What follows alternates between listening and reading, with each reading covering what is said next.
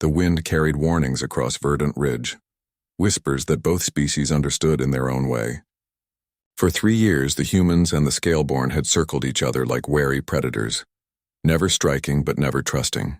The planet's twin moons cast silver light across the crystal formations that jutted from the mountains. And in those mountains the dragons watched. Silverwind perched on the highest peak, his ancient scales reflecting moonlight like polished steel.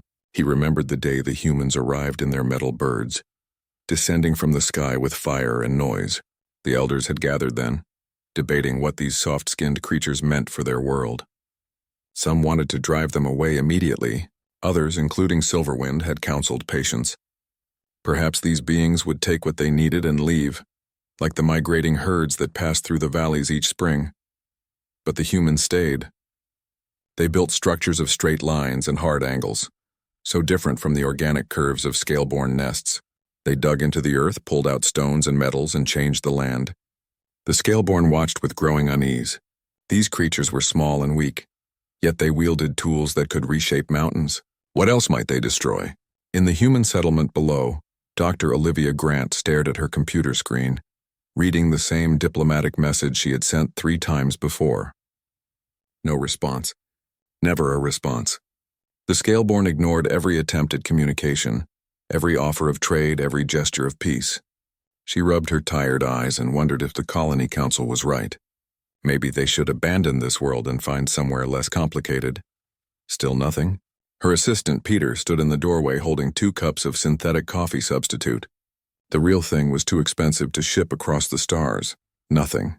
It's like shouting into a void. Olivia accepted the cup, grateful for the warmth if not the taste. They watch us constantly. We have drones that track their movements, but we never talk. We just exist near each other, getting more nervous by the day. Peter sat down heavily. The council meets tomorrow. Rodriguez is going to push for evacuation again. After last month's incident, he might have enough votes. The incident. Olivia felt anger rise in her chest. A mining team had been following survey data, looking for rare minerals needed for the colony's power systems. The ground collapsed, sending equipment tumbling down into a ravine. No one was hurt, but the ravine turned out to be near a Scaleborn nesting area. Within hours, dragons filled the sky, circling the human settlement in a display that everyone understood as a threat. The mining team never went back. The equipment still lay where it fell, a monument to failed communication. High above, Dawnfire felt her egg shift beneath her. She had chosen this cave carefully, deep enough to protect from storms but close enough to the thermal vents to keep her clutch warm. Her scales, bright copper in the sunlight, looked almost bronze in the dim cave light. This was her first clutch, 3 perfect eggs that represented the future of her bloodline. She would die before letting any harm come to them. Her mother, Brightscale, landed at the cave entrance with practiced grace. "You need to eat, daughter. You have not hunted in 2 days. I cannot leave them." Dawnfire's voice came out as a low rumble, the sound vibrating through the stone. "The softskins are unpredictable. What if they come while I am gone? The softskins fear us. They will not approach the nesting grounds again." Brightscale moved closer, her larger bulk blocking the wind. "But you must stay strong for when your young emerge. They will need a healthy mother." Dawnfire knew this was true, but fear kept her frozen, fear that felt shameful for a Scaleborn to admit. They were the apex predators of verdant ridge, masters of sky and stone. Yet these small creatures with their machines made her feel vulnerable in a way no natural predator ever had. In the human settlement, families gathered in the common area for the evening meal. Lily Chen sat between her parents, swinging her legs under the table and making her toy shuttle fly through the air with appropriate sound effects.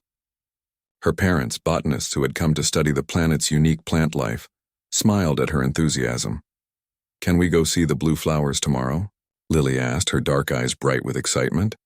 "The ones that glow at night?" Her father, David, exchanged a glance with her mother, Amy. "Maybe, sweetie. We have to check if the area is safe first. Safe from the dragons." Lily had seen them flying in the distance, enormous and magnificent. She thought they were beautiful, but the adults always looked worried when they appeared. "Safe from lots of things," Amy said carefully. "The wilderness has many dangers. We just have to be careful." Across the settlement, the council gathered in emergency session. 20 representatives sat around a curved table, their faces showing strain and exhaustion. Rodriguez stood at the head, his presentation showing maps marked with red zones where scaleborn activity was highest. "We have tried everything," he said, his voice tight with frustration. 3 years of attempted contact, 3 years of silence. Meanwhile, we are confined to a smaller and smaller area. We cannot mine. We cannot expand. We cannot even explore freely. This is not sustainable. Dr. Grant stood to respond. We need more time. We are learning their patterns, their behavior. We know they value their nesting sites above all else. If we can just show them we respect those boundaries, we already avoid their territories. Rodriguez slammed his hand on the table. We bend over backward to accommodate them, and they still treat us like invaders. How long do we wait? How long until one side makes a mistake that cannot be undone? The room fell silent because everyone knew he was right about that last part. The tension was building. Every near miss, every misunderstanding, every fearful moment added weight to a structure that would eventually collapse. The only question was when, and what would trigger it. Silverwind felt the mood of his people through the telepathic network all Scaleborn shared. Anxiety, anger, protectiveness, and underneath it all a current of fear. The soft skins were unpredictable. They did not follow the natural laws of territory and dominance. They changed their environment rather than adapting to it. This made them dangerous in ways the Scaleborn had no framework to understand. He thought of his granddaughter, Dawnfire, brooding over her first clutch. He thought of all the other young ones in nests across the mountains. The Scaleborn had survived ice ages and meteor impacts, but they had always been the dominant force on their world. Now, for the first time, they faced something they could not simply overpower or outlast. The old dragon spread his wings and launched himself into the night sky, riding the thermal currents. Below, the human settlement glowed with artificial lights, a constellation that had no place in the natural order. He flew higher above the clouds where the stars shone clear and cold. Both species looked up at those same stars, separated by fear and misunderstanding. Each convinced the other posed a threat to their children's future. Neither side knew that tomorrow, a small human child with innocent eyes would wander into the wilderness, and everything would change. The night passed with both people sleeping uneasily, watching and waiting for a conflict they all dreaded but seemed powerless to prevent. Lily loved the way the grass felt under her bare feet, cool and soft like the carpet in her room but alive. Her parents had said she could take off her shoes as long as she stayed close, and she had promised. But promising and doing were different things when you were 6 years old, and the world was full of wonders. The blue flowers her mother was studying grew in clusters near the stream, their petals already beginning to show the faint luminescence that would become brilliant after dark. Lily watched a bug crawl across one petal, leaving tiny footprints in the pollen.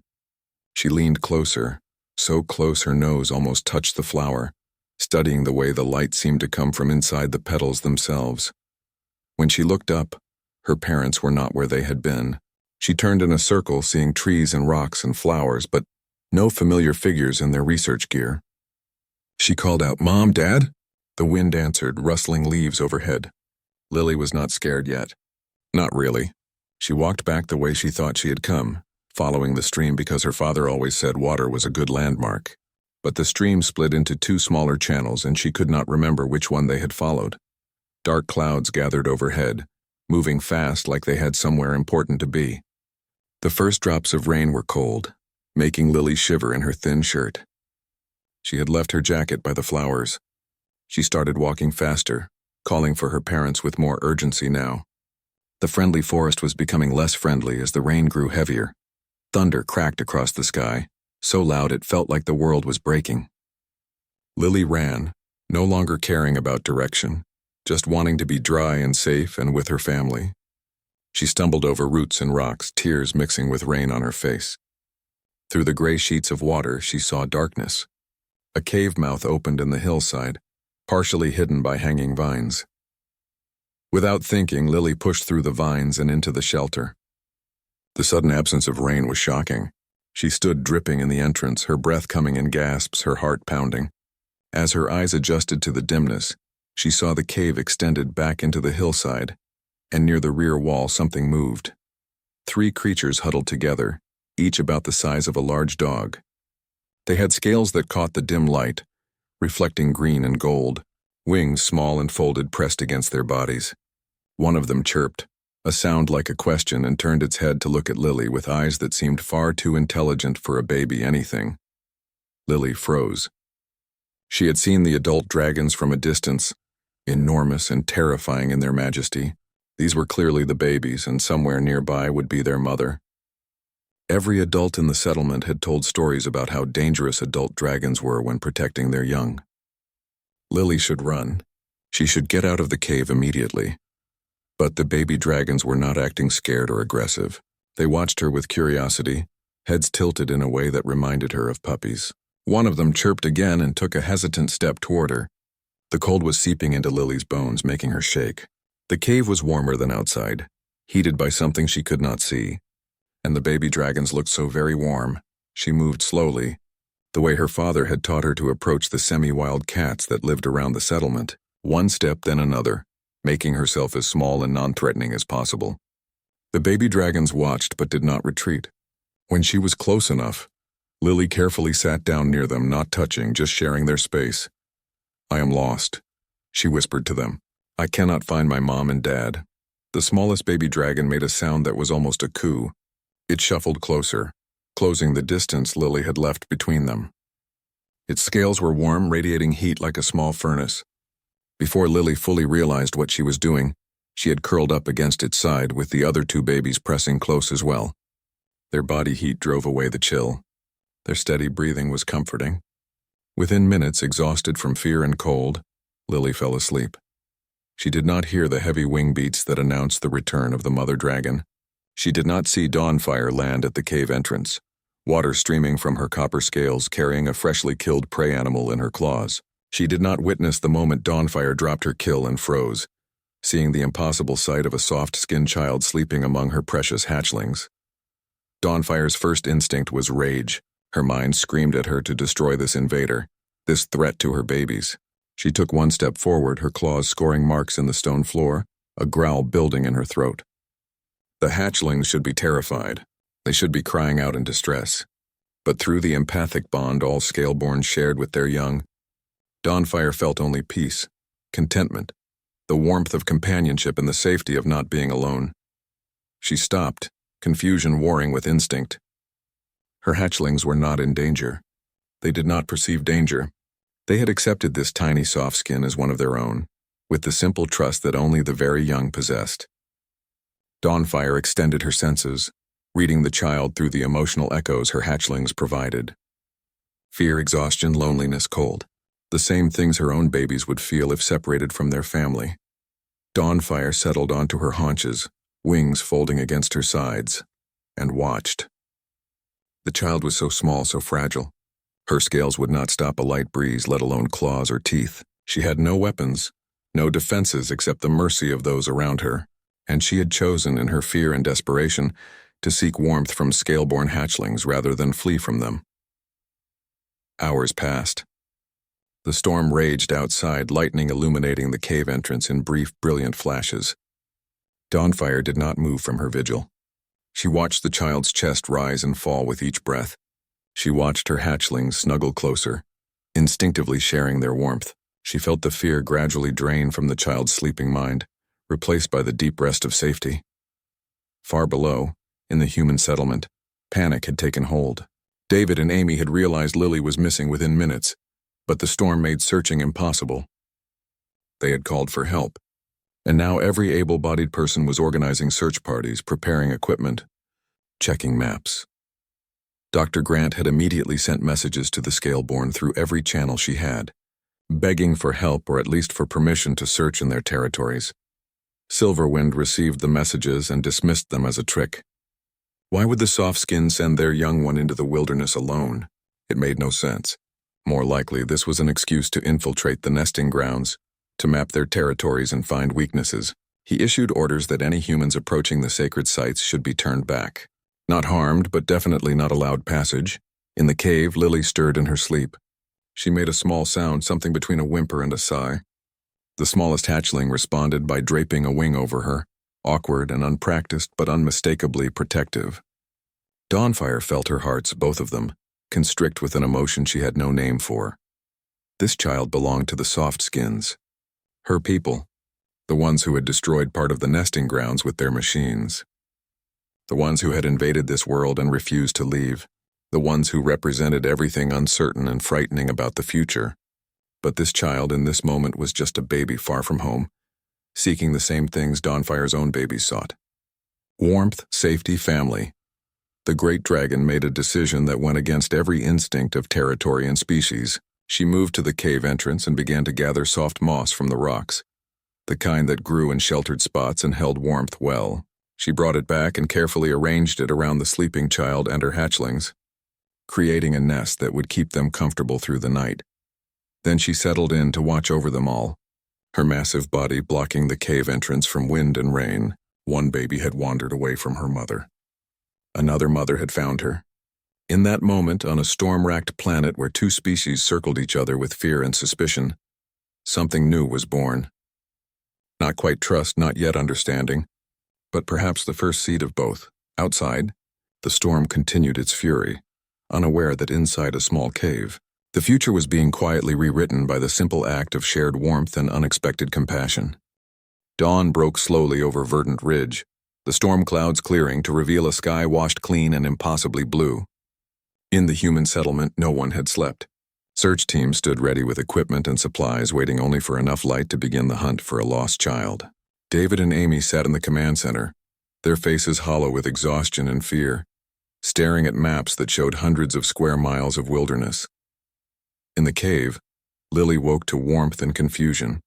For a moment, she could not remember where she was or why the ceiling looked like rock instead of the metal panels of her room. Then she felt the breathing beside her, felt scales instead of blankets, and memory came flooding back. She sat up carefully, not wanting to disturb the baby dragons still sleeping against her.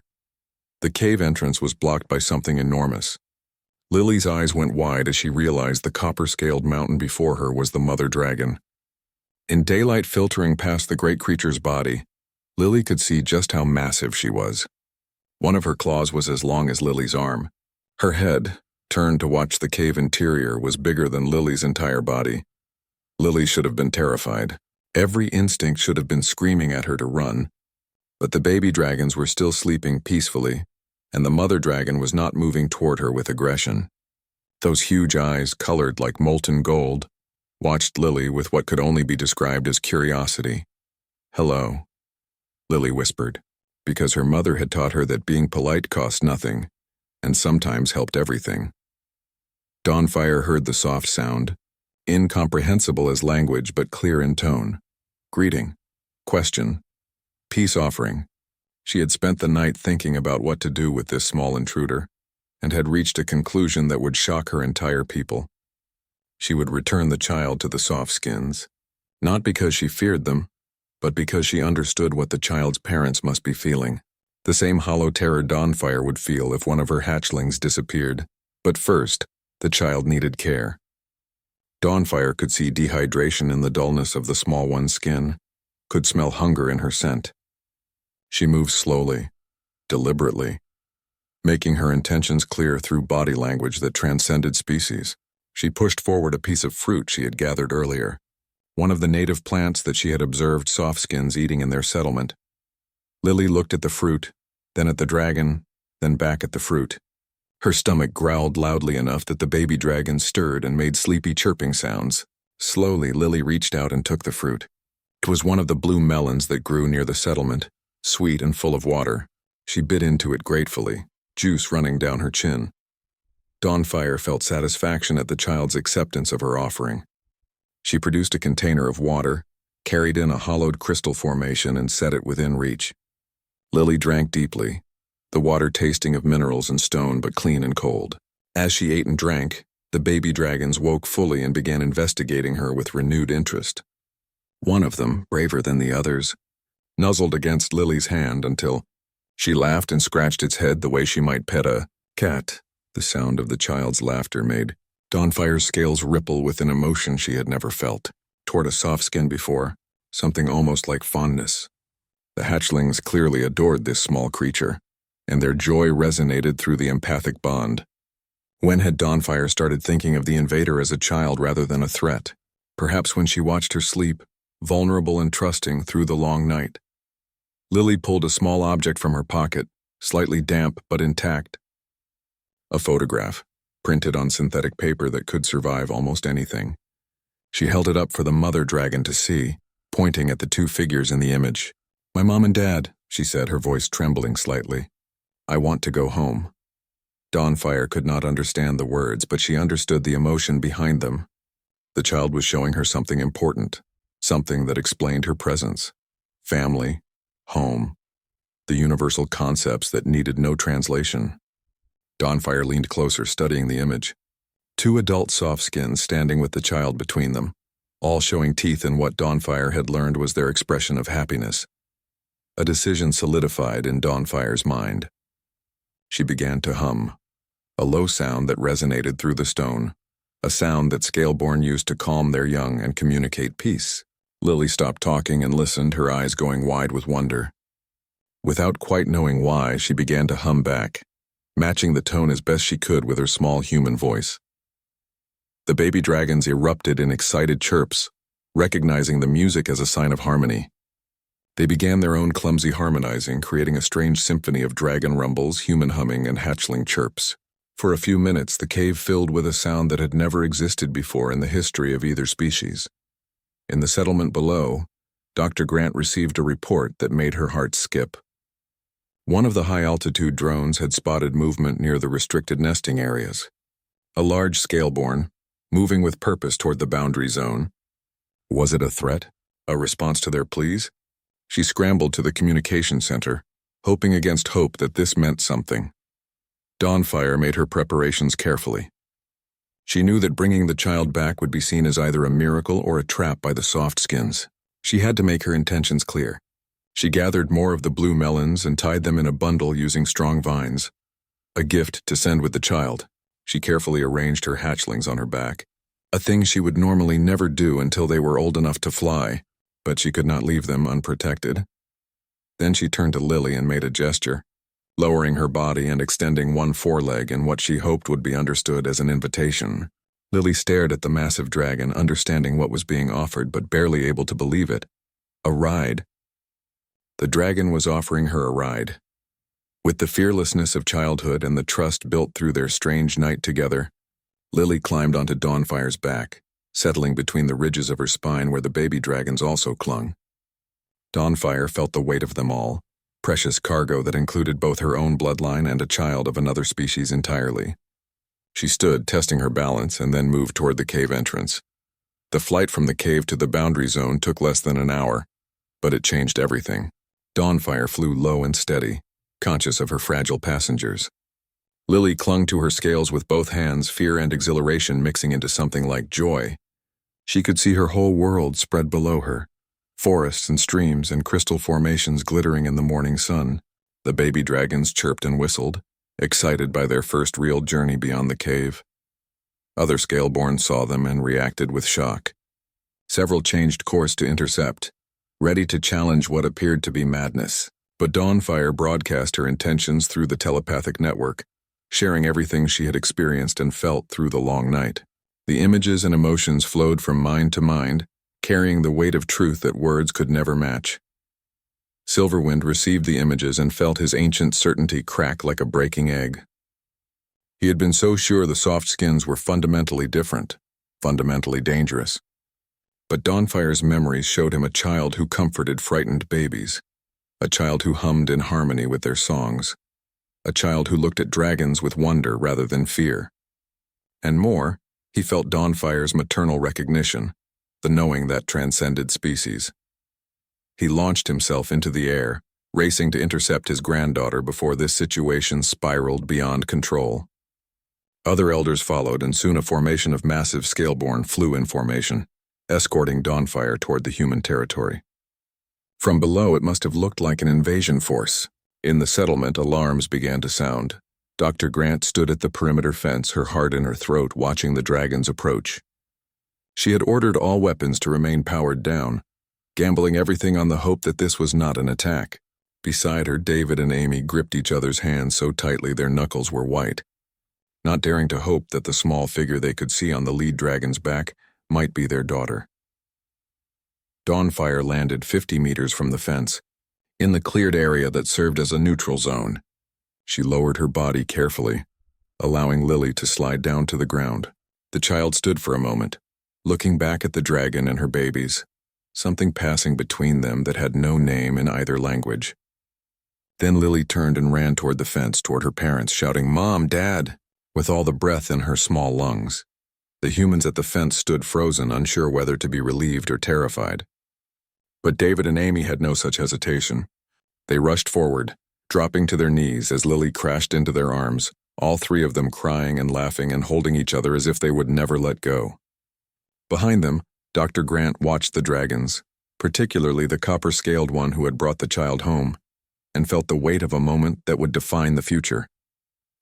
The reunion lasted for several minutes, a small human family holding each other while dragons watched from beyond the fence and other humans watched from behind it. Finally, Dr. Grant approached slowly, aware that every eye, human and scaleborn, was tracking her movements. She stopped a respectful distance from the family, and when Amy looked up with tear-streaked cheeks, Grant spoke softly. "Can you tell me what happened?" Lily pulled away from her parents just enough to turn around, her hand still gripping her mother's shirt. She looked at the dragons, particularly at Dawnfire, who remained motionless as stone, her hatchlings peering out from behind her bulk with curious eyes. "She helped me," Lily said, her voice clear despite everything. "I was cold and scared, and her babies kept me warm. She gave me food and water. She brought me home." The words rippled through both groups like shockwaves. Among the humans, disbelief warred with the evidence before their eyes. Among the Scaleborn, Silverwind landed heavily beside his granddaughter, his great head swiveling to take in the scene. Through their shared network, he had experienced Dawnfire's memories, but seeing the reality was different. The child was unharmed. More than unharmed, she was defending the dragon who should have been her greatest threat. Dr. Grant made a decision that would either be remembered as brilliant or catastrophic. She stepped forward to the fence line, then moved beyond it into the neutral zone where no human had stood while dragons were present. She heard gasps behind her, heard someone call her name in warning, but she kept walking until she was 10 meters from Dawnfire. Then she stopped and did something that felt both foolish and absolutely necessary. She bowed, lowering her head in a gesture of respect and gratitude. "Thank you," she said, knowing the dragon could not understand the words but hoping the tone and body language would carry meaning. "Thank you for protecting our child." Dawnfire tilted her great head, studying this small soft skin who showed no fear despite having every reason to be afraid. She recognized leadership in the way others deferred to this one, recognized courage in the act of approaching. Slowly, deliberately, Dawnfire lowered her own head in response, bringing her eyes level with the humans, close enough that Grant could see the complex patterns in the golden irises. Silverwind felt the moment shift beneath them like tectonic plates rearranging. His granddaughter had done something unprecedented by protecting and returning the child. This human was now doing something equally unprecedented by acknowledging that protection with humility and respect. The old dragon had lived long enough to recognize when the universe was trying to teach a lesson. Sometimes the bravest thing was to listen. He stepped forward, his massive bulk making even Dawnfire look small. Dr. Grant's heart hammered in her chest, but she held her ground, keeping her body language open and non-threatening. Silverwind studied her with ancient eyes that had seen seasons beyond counting. Then he did something that shocked every Scaleborn watching. He touched his nose to the ground before her, a gesture of acknowledgement between equals. The telepathic network exploded with reactions: shock, outrage, confusion, but also something else. Curiosity. The possibility that perhaps they had been wrong about the soft skins. If their most respected elder was willing to show respect, should they not reconsider their own judgments? David and Amy had joined Dr. Grant now, unable to stay behind when their daughter's safety might depend on this moment. Lily pulled free and walked toward Dawnfire with the casual confidence of the young who have not yet learned to fear the right things. She reached up and patted the dragon's leg, the only part she could reach, and said, "Thank you for keeping me safe. Your babies are wonderful." Dawnfire felt her hearts melt in a way she had not known was possible. This tiny creature, barely a meal for a Scaleborn, had spent the night with her most precious possessions and showed nothing but affection for them. The hatchlings chirped and tried to climb down to reach Lily, forcing Dawnfire to lower herself further so they could tumble into the grass around the child. Lily laughed and sat down, letting them climb on her while their mother watched with what could only be described as maternal indulgence. The image of a human child playing with scale-born hatchlings while their parents, both human and dragon, watched in wary peace would become iconic. Someone in the settlement was recording everything, and the footage would eventually spread across human space, becoming a symbol of unexpected harmony. But in the moment it was simply real, simply happening, and everyone involved was too stunned to fully process the implications. Peter, Dr. Grant's assistant, approached carefully with a medical kit. "We should check Lily over, make sure she's all right." Amy nodded and called her daughter, who came reluctantly, looking back at the hatchlings with clear disappointment that playtime was ending. The medical scan was quick and showed nothing worse than minor scratches and dehydration, both easily treated. While Peter worked, David approached the dragons, his scientific training warring with his emotional gratitude. "They kept her warm through the storm," he said to Dr. Grant, his voice shaking slightly. "She could have died from exposure. The temperature dropped below freezing last night." He looked at Dawnfire with an expression of overwhelming gratitude. "You saved her life." Dr. Grant translated this as best she could through gesture and tone, pointing at Lily, then at the sky to indicate the storm, then wrapping her arms around herself and shivering to show cold.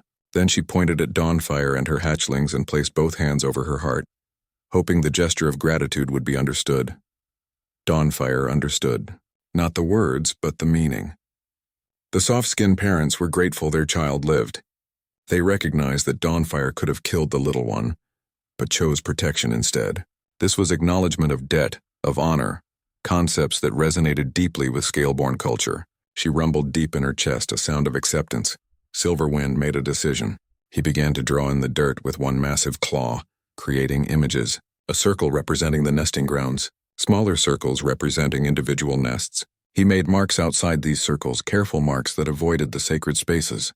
He was drawing a map, showing the humans where they could and could not go, offering boundaries that, if respected, would allow coexistence. Dr. Grant stared at the drawing, her mind racing. This was more communication than they had received in 3 years.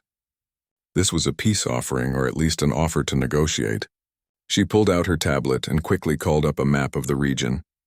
With shaking hands, she showed it to Silverwind, pointing at the areas his drawing indicated as restricted. The old dragon studied the device with interest, recognizing a representation of land even if the technology was foreign. He looked at the human territories marked on the map, saw how small they were, how constrained. With deliberate care, he touched several areas outside the nesting zones, places rich in the minerals the humans sought, places where Scaleborn rarely traveled. Permission, trade, compromise. The negotiations that followed were awkward and slow, conducted in gesture and drawing and careful observation, but they happened. For the first time, humans and Scaleborn communicated with purpose and mutual respect. The catalyst had been a lost child and a mother's compassion, but what built from that foundation was something both species had needed without knowing it: understanding. Hours later, as the sun began to set, the dragons prepared to leave. Lily had fallen asleep against her father's chest, exhausted from her ordeal and the excitement that followed. Dawnfire's hatchlings were also drowsy, nestled against their mother's warmth. Before launching into flight, Dawnfire approached one final time. She gently touched her nose to Lily's head in a gesture of blessing, then met Amy's eyes with a look that needed no translation. One mother acknowledging another. As the dragons flew back to their mountains, Silverwind felt the weight of responsibility settle on his shoulders. This was only a beginning. There would be resistance from both sides, fear and suspicion that would take time to overcome. But for the first time since the soft skins arrived, he felt hope that perhaps they could share this world without destroying each other. In the settlement, the council met in emergency session once again. But this time, Rodriguez was not calling for evacuation. He was staring at footage of dragons and humans in peaceful proximity, of a child playing with hatchlings, of the oldest dragon he had ever seen bowing to their chief diplomat. "We need to establish formal contact," he said, his earlier hostility replaced with cautious optimism. "We need to build on this before the moment passes." Dr. Grant, still processing everything that had happened, nodded slowly. "We start with families. Formal diplomacy failed because we approached them as governments, as powers negotiating territory, but we are all parents. We all want our children to be safe and happy. That is our common ground. In the mountains, Dawnfire settled her hatchlings into their nest and finally allowed herself to rest. She had defied every instinct of her people by protecting a soft-skinned child, and in doing so, she had opened a door that could never fully close again. She thought of the child's laughter, the way her hatchlings had responded with joy, and felt certain she had made the right choice. Sometimes the bravest act was not to fight but to trust. 3 days after Lily's return, a message was sent to the Scaleborn nesting grounds. Not a complex diplomatic proposal, but a simple invitation. Dr. Grant, with the council's approval, invited Dawnfire and her family to visit the settlement. Not the leaders, not the warriors, just a mother and her children. The message was conveyed through drawings left at the boundary zone, images of dragons and humans together, with hatchlings and human children playing under the watchful eyes of their parents. For 2 days there was no response. The humans waited with a mixture of hope and anxiety. Some still argued this was too dangerous, that they were inviting predators into their home. But the memory of Lily sleeping safely among dragon hatchlings had shaken old certainties. If a 6-year-old could find common ground with creatures they had feared, what did that say about adult assumptions? On the 3rd morning, as the settlement's farmers were tending the greenhouses that provided fresh vegetables, a shadow passed overhead. Dawnfire descended slowly, circling once to make her approach clear and non-threatening. She landed in the same neutral zone where she had returned Lily, her 3 hatchlings clinging to her back with nervous excitement. Their eyes were wide, taking in the strange angular structures and the many small soft skins who had emerged to watch. Dr. Grant walked out to meet them, this time accompanied by David, Amy, and Lily. The child was bouncing with excitement, barely contained by her mother's hand on her shoulder. When Dawnfire settled onto the ground, Lily broke free and ran forward, calling out greetings to the hatchlings who chirped in recognition and scrambled down to meet her. "We prepared something for you," Dr. Grant said, gesturing toward a cleared area near the settlement's edge where several large cushions had been arranged along with water containers and various foods. The gesture was simple, but the meaning was profound. Welcome, safety, hospitality. Dawnfire moved forward cautiously, her instincts screaming warnings about being surrounded by potential threats. But her hatchlings showed no fear, already playing with Lily as if days had not passed since their last meeting. She thought of how the soft skins must have felt, sending their diplomatic teams to the nesting grounds only to be ignored.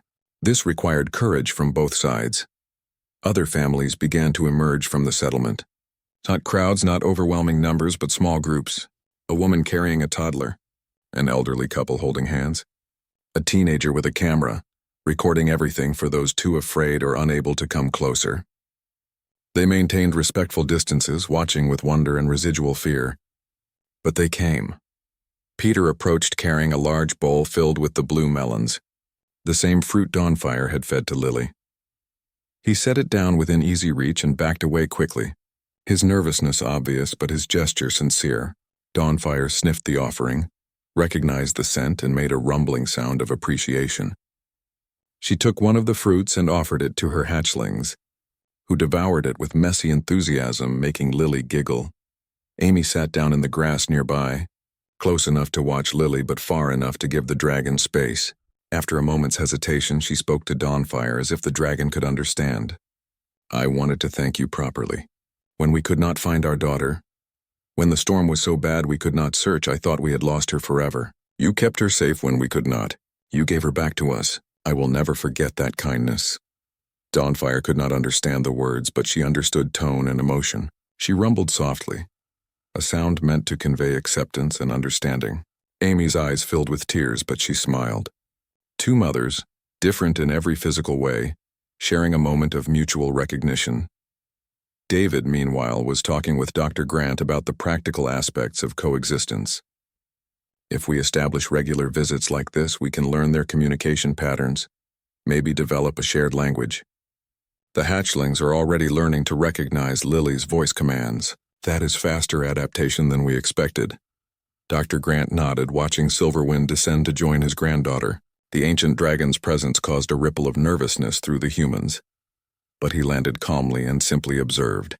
making no aggressive moves. We need to document everything: behavior, communication, social structure, but we need to be careful not to turn this into a research project. They are not specimens. They are people, just different from us. Silverwind watched the soft-skinned children approach with offerings of food and small gifts, flowers picked from the settlement gardens, smooth stones polished by hand, simple things but given with sincerity. He watched his great-grandchildren accept these offerings with delight, watched how the soft-skinned young showed the same curiosity and lack of prejudice as scale-born hatchlings. The young always saw possibilities where elders saw only dangers. Through the telepathic network, he felt other scale-born observing from a distance. Some were outraged at this fraternization. Others were curious. A few, particularly those with young of their own, felt an unexpected understanding. The soft-skins were not trying to dominate or conquer. They were trying to share, to coexist. The approach had always been wrong before because both sides had negotiated as adversaries. Now they met as families, and that made all the difference. As the day progressed, something remarkable happened. The boundaries between the two groups began to blur, not disappear but soften. A brave human father approached Dawnfire with his young son, asking through gestures if the boy could meet the hatchlings. Dawnfire, seeing the father's protective stance and remembering her own fierce love for her children, understood and permitted it. The boy, perhaps 4 years old, stared at the hatchlings with absolute wonder and asked if they liked to play chase. They did. Within minutes, human and dragon children were racing around the clearing, playing a game that needed no shared language because joy was universal. The hatchlings could not fly yet, but they could run, and they delighted in chasing and being chased. Adult humans laughed, something Silverwind had never heard from them before. The sound was not so different from scale-born expressions of pleasure. Dr. Grant took the opportunity to approach Silverwind with her tablet, showing him the territorial maps they had discussed before. But this time she added new information. She showed him images of human families, explained through pictures and gestures that they needed certain resources to survive: metals for building, water for drinking, land for growing food. Silverwind studied the images carefully. In response, he began drawing again in the dirt, but this time with more detail. He showed her the migration patterns of prey animals the Scaleborn hunted. He showed her the locations of crystal formations that were sacred to his people, not for resources but for cultural reasons. He showed her the thermal vents where eggs must be kept warm. These were not just boundaries but explanations, context that allowed understanding. The negotiation that followed was clumsy and imperfect, but it happened. Areas were designated for shared use. Other areas were set aside as protected for each species. The humans agreed to never mine near nesting sites. The Scaleborn agreed to allow human exploration of certain mountain ranges.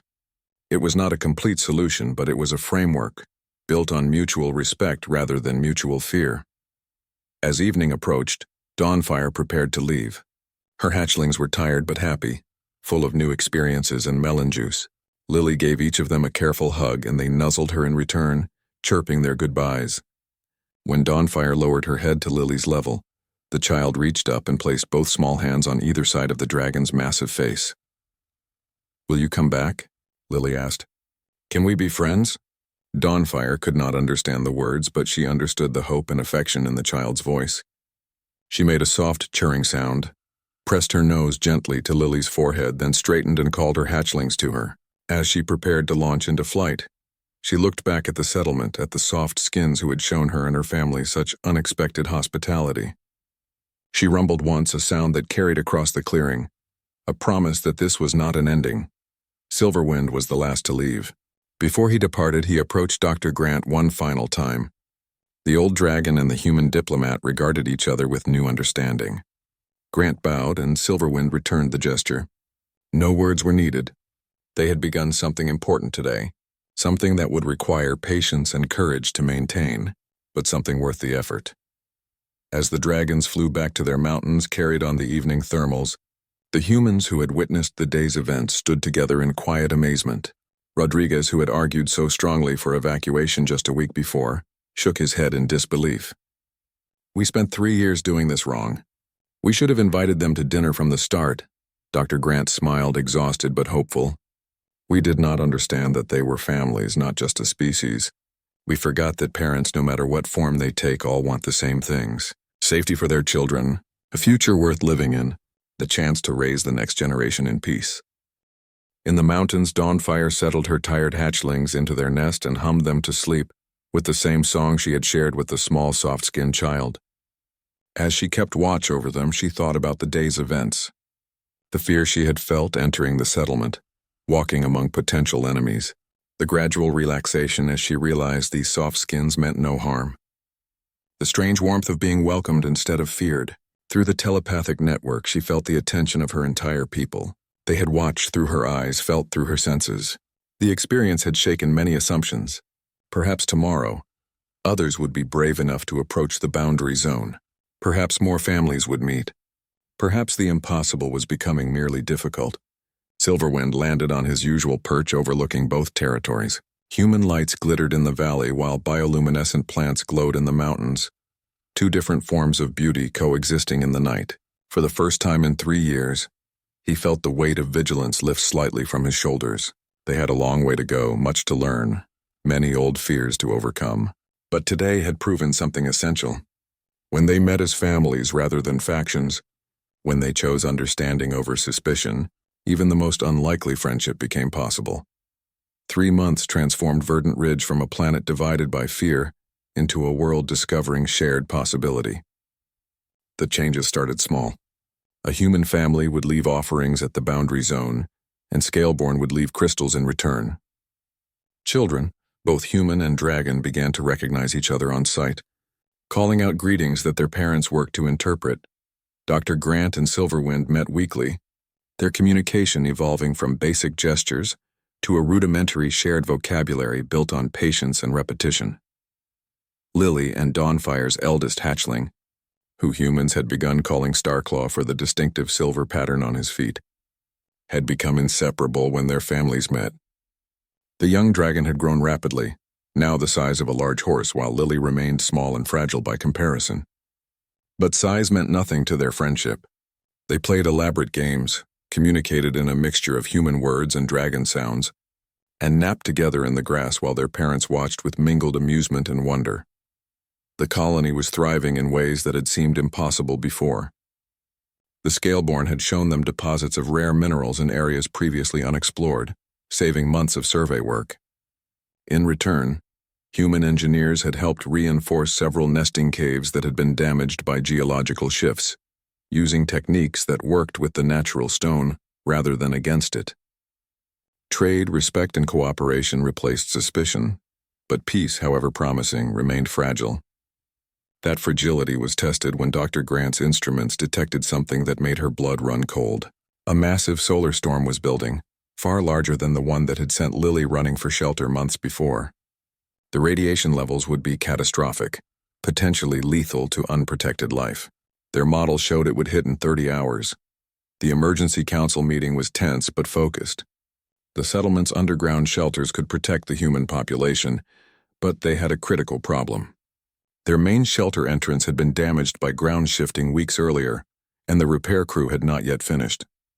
They could fit perhaps half the colony underground. The rest would be exposed. "We need more space," Rodriguez said, his voice tight with stress. "What about the auxiliary tunnels under the agricultural zone? Collapsed in the earthquake last month. We have not cleared them." Dr. Grant's mind was racing through possibilities, discarding each one as insufficient. The storm is too large and too fast. We cannot evacuate off-world in time. We cannot build new shelters. We need space we do not have. Peter leaned forward, his expression uncertain. The Scaleborn nesting caves go deep into the mountains. Natural stone shielding. If the radiation is as bad as you say, they will be safe there. The room fell silent. Everyone understood what he was suggesting. Ask their new allies for sanctuary. Trust their lives to creatures they had feared just months ago. Depend on dragon hospitality when human survival was at stake. Dr. Grant made the decision. Send a message to Silverwind. Immediate priority. We need help. The message was delivered by drone, carrying images that showed the radiation danger and the humans' desperate situation. For one agonizing hour, there was no response. Some in the settlement began to panic, suggesting that they had been foolish to trust the dragons, that this would be the moment the alliance proved worthless. But then the dragons came. Not just Dawnfire and Silverwind, but dozens of them. They filled the sky. A sight that months ago would have triggered evacuation alarms. Now it triggered desperate hope. Silverwind landed in the settlement's central square. Something unprecedented. Dr. Grant ran to meet him, her tablet displaying radiation charts and population numbers, trying to communicate the scope of the crisis. The old dragon understood faster than she expected. He had felt solar storms before, knew their danger. He made a decision that would be remembered in Scaleborn history as either visionary or insane. He would open the sacred nesting caves to the Softskins, all of them. Every human would be given sanctuary in the deepest, safest places the Scaleborn possessed. The evacuation began immediately. Dragons landed throughout the settlement, allowing humans to climb onto their backs. Families huddled together, parents holding children tight, trying to be brave as they committed themselves to the air and to the protection of beings who had been enemies not long ago. Some dragons made multiple trips, flying hard and fast, racing against a clock measured in radioactive particles streaming through space toward their world. Dawnfire found Lily and her family, refusing to let anyone else carry them. Amy clutched her daughter with one hand and gripped David's shirt with the other as the dragon launched into the sky. The flight to the mountains was swift, wind rushing past so fast it stole breath and tears. Below, the settlement emptied like water draining from a broken container, while above, the star that warmed their world began to show the first signs of the coming storm. The nesting caves were deeper than the humans had imagined, stretching far into the mountain's heart where stone and time created absolute protection. The Scaleborn directed their guests to the safest chambers, spaces that held eggs and hatchlings, the most precious things their people possessed. They shared food and water, offered warm nesting materials for humans unaccustomed to sleeping on stone, and kept watch over everyone with fierce protectiveness. Lily helped translate, her child's ear for language making her surprisingly effective at communication. She explained to the Scaleborn that the small human babies needed milk, not meat, and watched as dragons carefully prepared food suitable for human infants. She showed nervous adult humans that the hatchlings were friendly, encouraging tentative interactions that eased fear on both sides. As the radiation storm hit the surface, detectable even deep underground as instruments screamed warnings about the death raining down above, something remarkable happened in the caves. Humans and dragons crowded together in the dark began to talk, really talk, not just exchange basic concepts but share stories. David, using his tablet's limited translation program and much gesturing, told Silverwind about Earth, about humanity's long journey to the stars, about the desperate need to find new worlds because their home was dying. The old dragon listened with surprised empathy. The Scaleborn, too, had legends of migration, of ancestors who fled a dying world long ago and found refuge here. They were not so different, these two species. Both were survivors, refugees, parents trying to ensure their children had a future. Amy sat with Dawnfire and other dragon mothers, showing them pictures of Lily as a baby, explaining the challenges of raising human young. The dragons shared their own stories, communicating through a combination of sounds, images drawn in the dust, and the universal language of parental exasperation. Hatchlings were difficult no matter what form they took, it seemed. The mothers laughed together, the sound echoing through ancient stone, breaking down walls that language alone could never have touched. The storm raged for 2 days, just as the models predicted. 2 days of humans and dragons living together in close quarters, learning to navigate each other's needs and quirks. Human children played with hatchlings in side chambers while adults kept watch. Scaleborn taught humans the proper way to use thermal vents for warmth. Humans shared their portable entertainment systems, showing dragons movies and music that fascinated them despite the language barrier. On the morning of the 3rd day, the all-clear was given. The radiation had passed, the star had calmed, and the world above was safe again.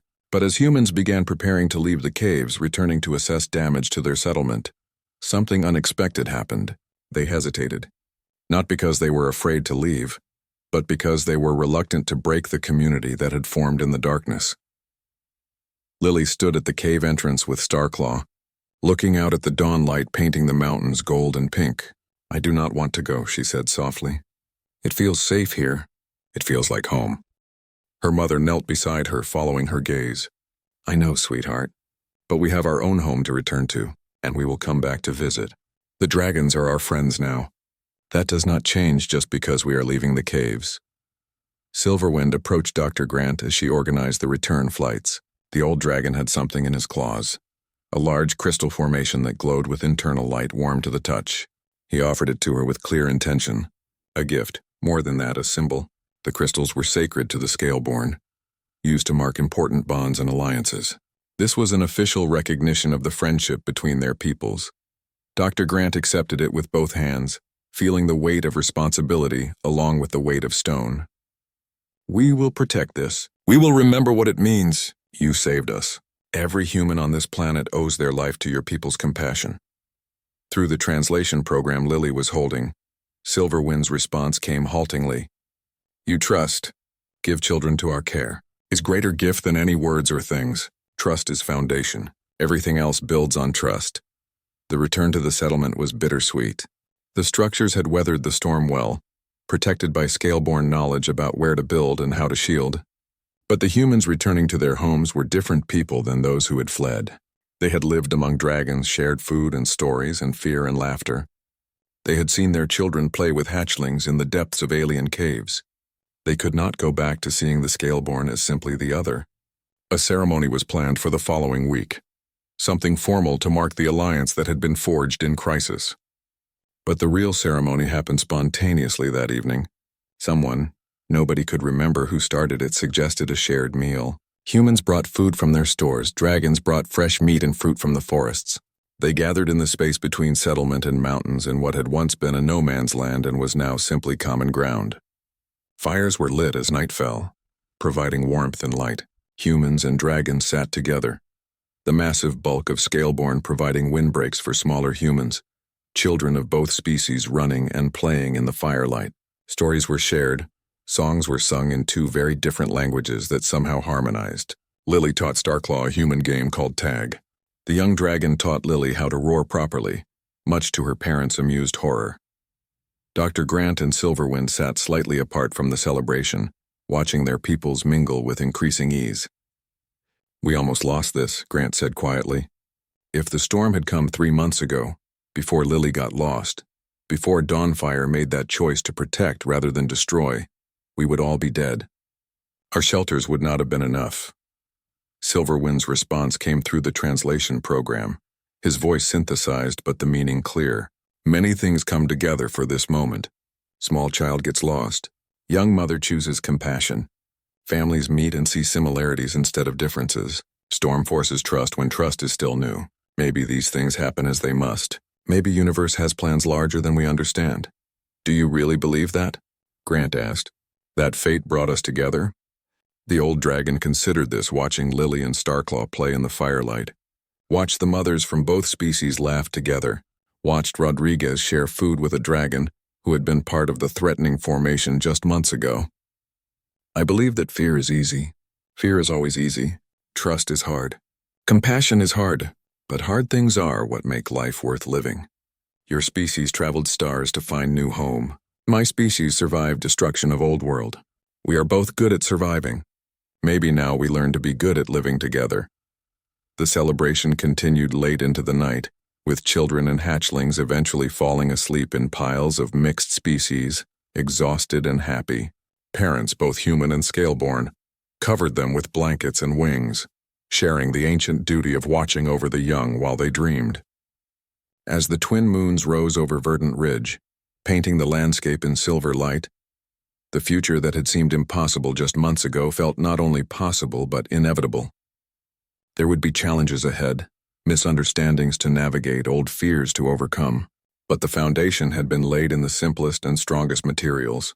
A lost child, a mother's compassion, families choosing trust over fear, and the recognition that no matter what shape a heart took, it beat with the same desire to protect, to nurture, and to build a world where the young could grow up in peace. In the caves above the celebration, preserved by Scaleborn tradition for all who came after, someone had carved images into the stone. A small human child sleeping beside 3 dragon hatchlings, a copper-scaled dragon returning that child to her parents. 2 species once divided by fear, joined by the understanding that protecting children, all children, was worth any risk and any change. Future generations, both human and Scaleborn, would see those carvings and remember the night everything changed. The night dragons and humans looked past their differences and saw only shared hopes for tomorrow.